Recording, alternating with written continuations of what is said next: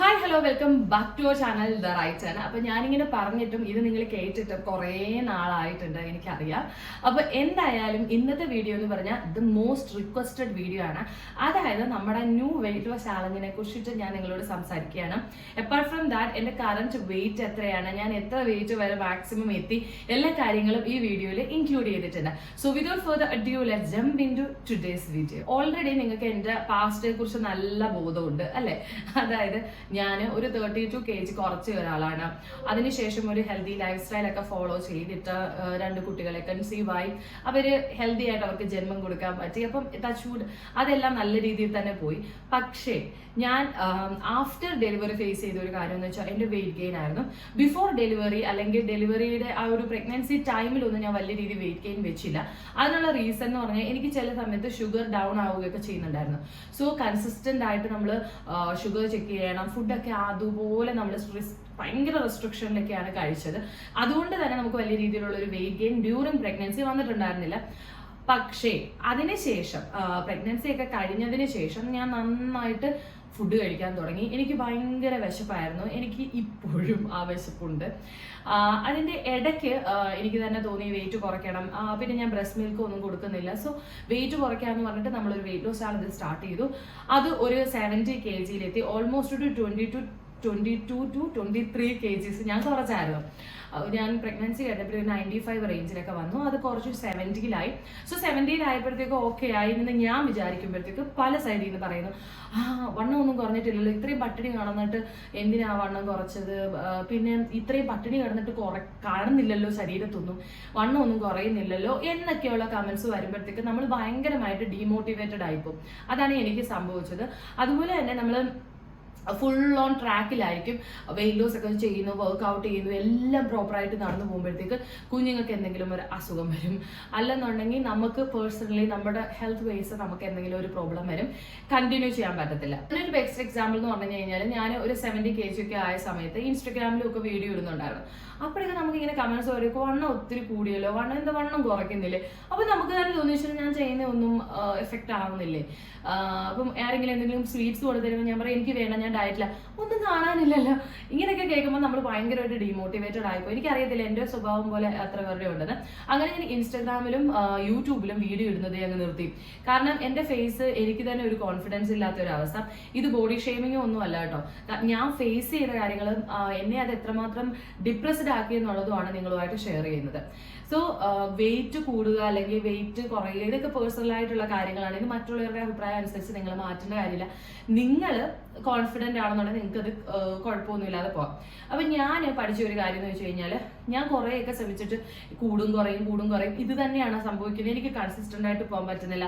അതുപോലെ വീട്ടിൽ തന്നെ നല്ല രീതിയിലുള്ള പ്രഷർ, കുഞ്ഞുങ്ങളെ ഇട്ടുകൊണ്ട് ഇങ്ങനെയൊക്കെ ചെയ്യാതെ അങ്ങനെയൊക്കെയുള്ള ഒരു കാര്യം വരുമ്പം പിന്നെ വീട്ടിൽ അമ്മയാണെങ്കിലും ഞാൻ ഡയറ്റ് ആണെന്ന് കണ്ടു കഴിഞ്ഞാൽ അമ്മ എനിക്ക് ഇഷ്ടമുള്ള കാര്യങ്ങളെല്ലാം ഉണ്ടാക്കും.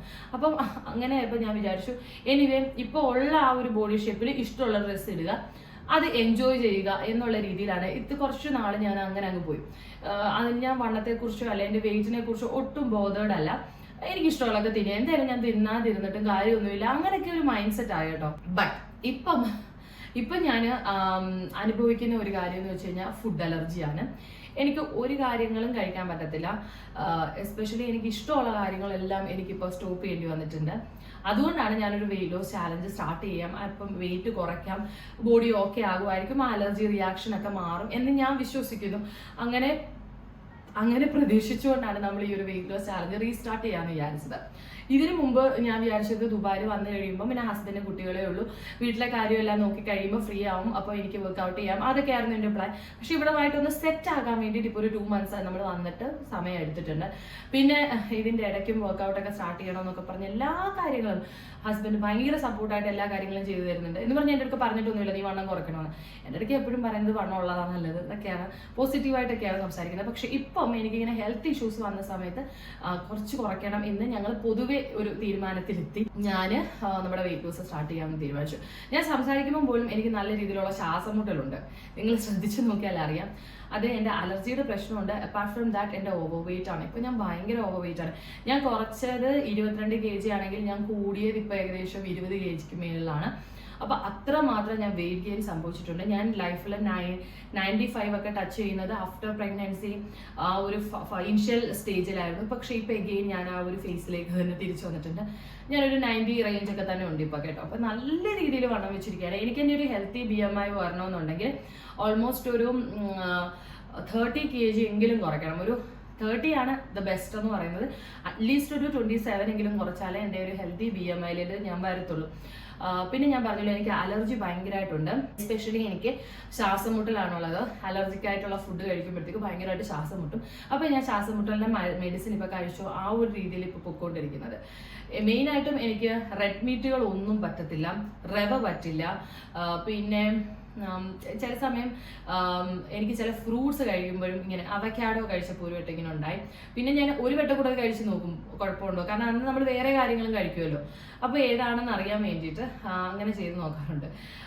പിന്നെ എനിക്കെന്താ, പിന്നെ വെളിയിൽ നിന്ന് ഈ നമ്മൾ ലേസ് പോലുള്ള സംഭവങ്ങളൊക്കെ ഉണ്ടല്ലോ, അതൊന്നും കഴിക്കാൻ പറ്റില്ല. പിന്നെ ഞാനൊരു വട്ടം ഇവിടെ വന്നിട്ട് മന്തി മേടിച്ച് കഴിച്ചായിരുന്നു.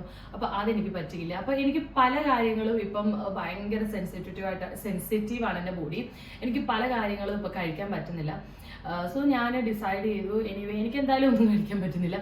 കഴിക്കുമ്പോൾ ഞാൻ പോയി അലർജിയുടെ മരുന്ന്, ശ്വാസം മുട്ടലിൻ്റെ മരുന്ന് കഴിക്കുകയാണ്. അപ്പോൾ ഞാനിങ്ങനെ റീസെൻ്റ്ലി ഇപ്പം കുറേ വീഡിയോസൊക്കെ നമ്മൾ ഗൂഗിളൊക്കെ ചെയ്യുമല്ലോ, അങ്ങനെ കണ്ടപ്പോൾ അതിനകത്ത് പറയുന്നതെന്ന് വെച്ചാൽ നമ്മൾ ഈ മരുന്ന് കഴിക്കുന്നതോട് നമ്മുടെ ലിങ്ക്സ് ചുരുങ്ങും, അങ്ങനെയൊക്കെയുള്ളത് കണ്ടപ്പോൾ എനിക്കൊരു പേടി. So I decided to start my weight loss. അപ്പോൾ അതാണ് ഞാൻ ഇപ്പോൾ വെയിറ്റ് ലോസ് സ്റ്റാർട്ട് ചെയ്യാനുള്ള മെയിൻ റീസൺ. ഈ ഇന്റർമീഡിയറ്റ് ഫാസ്റ്റിംഗ് ആണ് നല്ലത്, ബട്ട് എനിക്കറിയത്തില്ല അത് എത്രമാത്രം സക്സസ്ഫുൾ ആകുമെന്ന്. കാരണം ഞാൻ പറയാം, എനിക്ക് ഇപ്പം ലോ പ്രഷർ, ലോ ഷുഗർ അങ്ങനെയൊക്കെ വരുന്നുണ്ട്.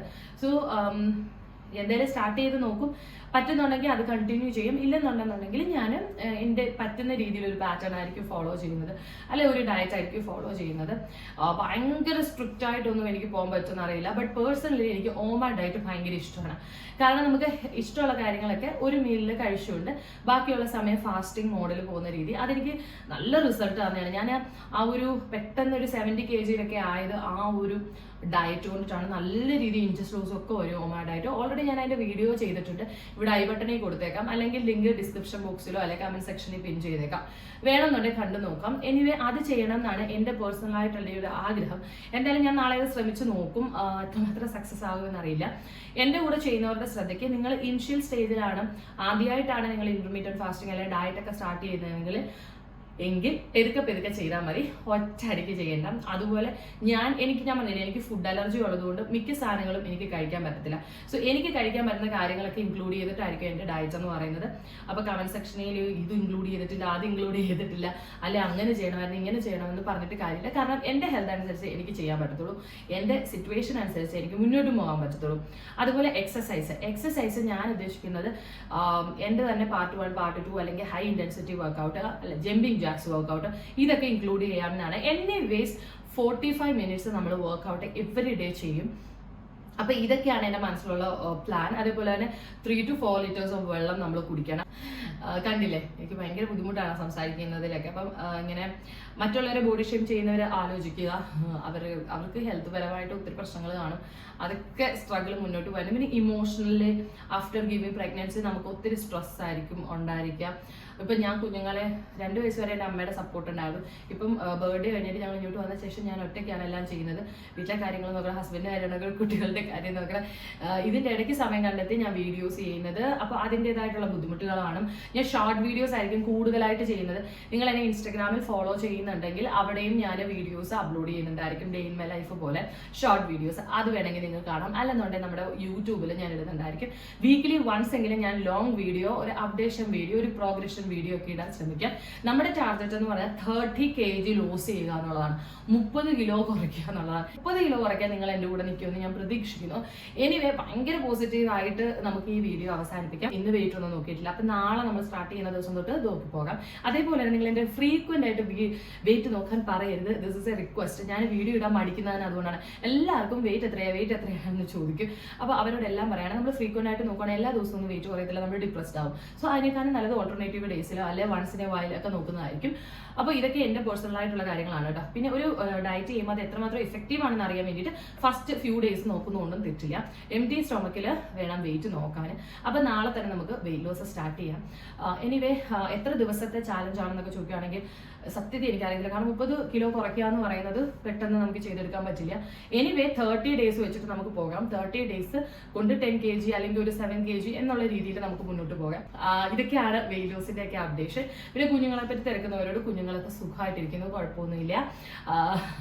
നമ്മൾ വെയിറ്റ് കുറയ്ക്കാൻ കഷ്ടപ്പെടുന്നു, നമ്മൾ കുഞ്ഞുങ്ങൾക്ക് എങ്ങനെയെങ്കിലും വെയിറ്റ് കൂട്ടാൻ കഷ്ടപ്പെടുകയാണ്. പിന്നെന്താ, ഇതൊക്കെയാണ് ഇപ്പോഴത്തെ വിശേഷം. സന്തോഷമായിട്ടിരിക്കുന്നു. ഹെൽത്ത് ഇഷ്യൂസ് ഒഴിച്ചു നിർത്തിയാൽ വേറെ പ്രശ്നങ്ങളൊന്നുമില്ല, സുഖം. അപ്പൊ നിങ്ങളും സുഖമായിട്ടിരിക്കുന്നു എന്ന് പ്രതീക്ഷിക്കുന്നു. എന്തായാലും ഈ ഒരു വെയിറ്റ് ലോസ് ചാലഞ്ച് പകുതി വഴി ഇട്ടിട്ട് പോകാതിരിക്കാൻ മാക്സിമം നല്ല 100% ശ്രമിക്കും. എന്തായാലും ഇത് ഞാൻ സക്സസ്ഫുൾ ആക്കി എടുക്കും എന്നുള്ള ശുഭാപ്തി വിശ്വാസത്തോടെ നമുക്ക് ഇന്നത്തെ വീഡിയോ എൻഡ് ചെയ്യാം. Thank you so much for watching this video and thank you so much for supporting me this much.